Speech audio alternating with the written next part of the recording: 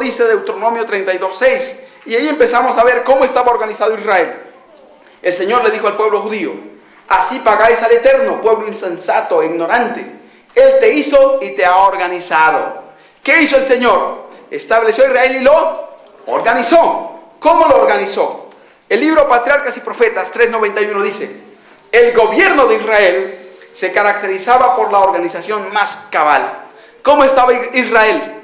¿Desorganizado? No. La inspiración dice que cuando Balaam vino a maldecir a Israel, pensó que era un grupo de un montón de personas desordenadas, sin orden ni organización.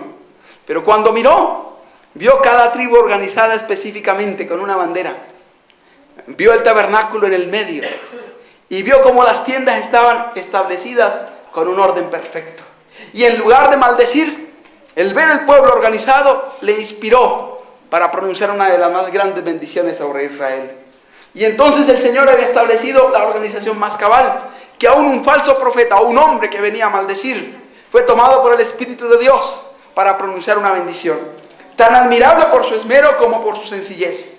El orden tan señaladamente puesto de manifiesto en la perfección y disposición de todas las obras creadas por Dios se veía también en la economía hebrea.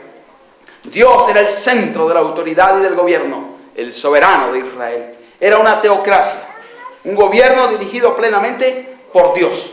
Moisés se destacaba como el caudillo visible que Dios había designado para administrar las leyes en su nombre.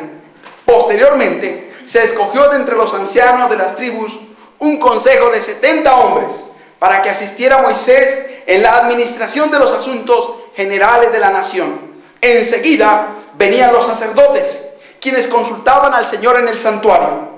Había jefes o príncipes que gobernaban sobre las tribus. Bajo estos había jefe de millares, jefe de cientos, jefe de 50 y cabo de 10. Y por último, funcionarios que se podían emplear en tareas especiales. Todos tenían su función, cada uno tenía su tarea específica. Todos estaban muy presta y perfectamente organizados. La página 393 de Patriarcas y Profetas dice que los sacerdotes debían indicarle a cada uno qué misión cumplir.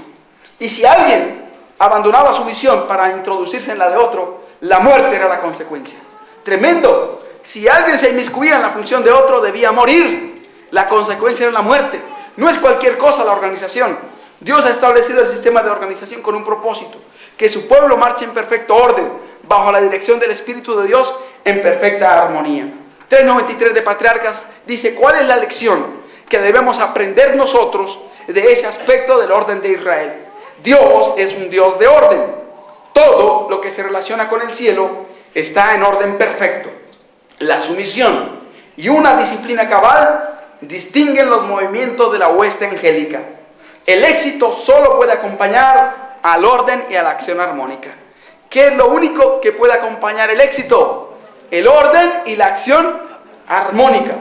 Dios exige orden y sistema en su obra en nuestros días, tanto como los exigía en los días de Israel. Orden y sistema. ¿Qué dice Dios? Lo exige. Es una exigencia divina. Luego dice: todos los que trabajan para Él han de actuar con inteligencia, no en forma negligente o al azar. Él quiere que su obra se haga con fe y exactitud, para que pueda poner sobre ella el sello de su aprobación. Esa organización cambió cuando el Salvador vino a esta tierra. Israel fue llamado a hacer una reforma, pero como no hizo la reforma, Dios, en el momento, a través del Señor Jesús, estableció directamente una nueva organización. Noten bien dos cosas importantes allí. La página 193 de Alza tus Ojos dice que Cristo vino a inaugurar una reforma. ¿Qué vino a inaugurar el Señor Jesús? Una reforma, una obra de reforma. Un mensaje de reforma traía el Salvador. Pero cuando el mensaje de reforma no se oye, entonces se establece un movimiento de reforma. Y reforma es reorganización. Se establece entonces otra organización, de acuerdo a los parámetros del cielo. La necesidad de organización y la iglesia primitiva. Había orden y organización en la iglesia primitiva. La página 74 de Hechos de los Apóstoles dice: el Señor ha mostrado que el orden evangélico ha sido temido y descuidado en demasía. debe rehuirse el formalismo, pero al hacerlo no se debe descuidar el orden. ¿Cómo se llama esto? Equilibrio. No debemos irnos ni a un extremo ni al otro, ni al formalismo de aquellas iglesias mecánicas, donde todo es mecanismo, maquinaria, organización, ni al extremo de aquellos que dejan la organización a un lado y que consideran que la vida de independencia religiosa, que ser independiente en este mensaje es el camino de Dios. Ambos están errados. El Señor ha establecido un sistema en el cual rehuimos tanto al formalismo, pero también rehuimos a descuidar el orden y nos mantenemos en la línea trazada por el Señor.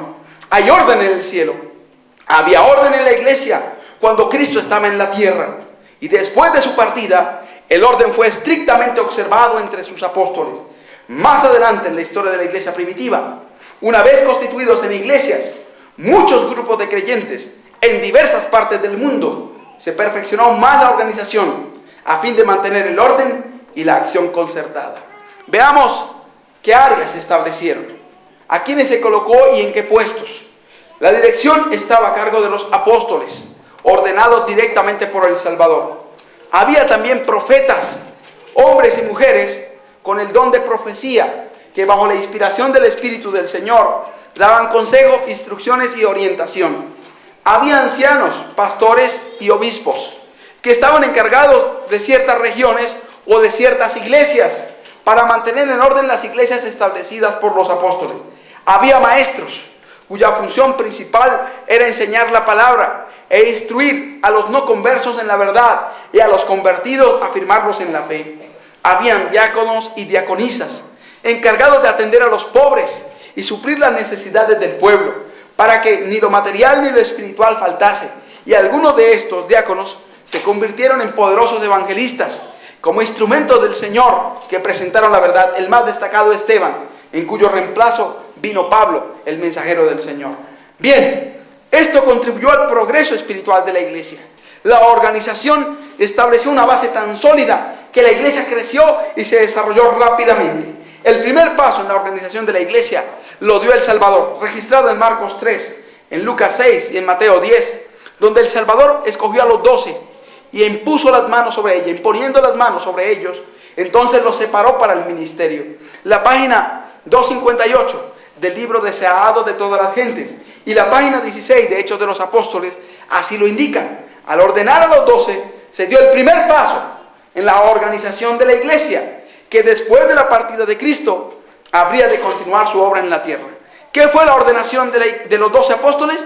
El primer paso en la organización de la iglesia. Noten bien que Cristo, estando en su ministerio, organizó una iglesia aparte de la iglesia judía. Trabajó con los judíos, pero tenía una iglesia aparte, con organización separada y con tesorería separada. Lamentablemente el tesorero era un ladrón, pero eso no era culpa del Señor. El Señor estableció el sistema de organización separado de la organización anteriormente establecida. Respecto a esta ordenación, el relato dice: y subió al monte y llamó así a los que él quiso, y vinieron a él, y estableció 12 para que estuviesen con él y para enviarlos a predicar. Luego el segundo paso fue establecer los diáconos, y luego más adelante establecer los maestros, los ancianos de las iglesias, los diáconos y diaconisas. El orden evangélico fue el sistema fundamental y el instrumento que Dios utilizó para que la iglesia creciera. ¿Con qué propósito entonces establece Dios la organización? ¿Para qué la estableció y por qué debe existir? La inspiración lo responde en Hechos de los Apóstoles, página 9, párrafo 1. La iglesia es el medio señalado por Dios para la salvación de los hombres. Fue organizada para servir. ¿Para qué fuimos organizados? Para servir. La razón de ser de la organización de la iglesia es el servicio. Hay muchos que trabajan, hablan de servicio, predican de servicio y procuran que su vida sea de servicio, pero no están en la iglesia de Dios. Por lo tanto, su servicio se está perdiendo. Están gastando sus energías inútilmente, porque el Señor estableció para servir a la humanidad un pueblo, una iglesia, y por eso la organizó, para que su servicio no se perdiera, sino que los resultados se vieran y nuevas almas fueran añadidas a la iglesia del Señor.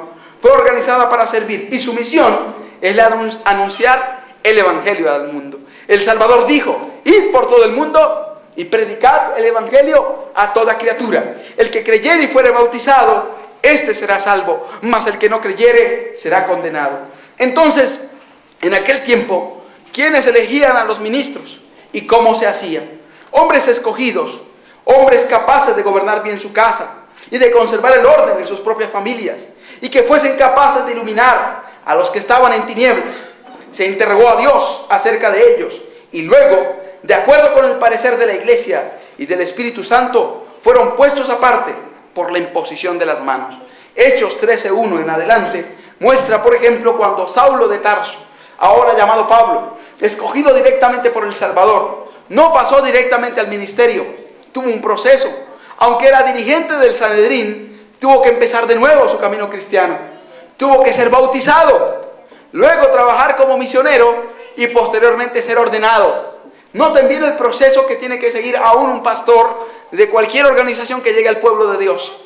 Pasar primero por el bautismo, evidenciar que ha aceptado la verdad plenamente.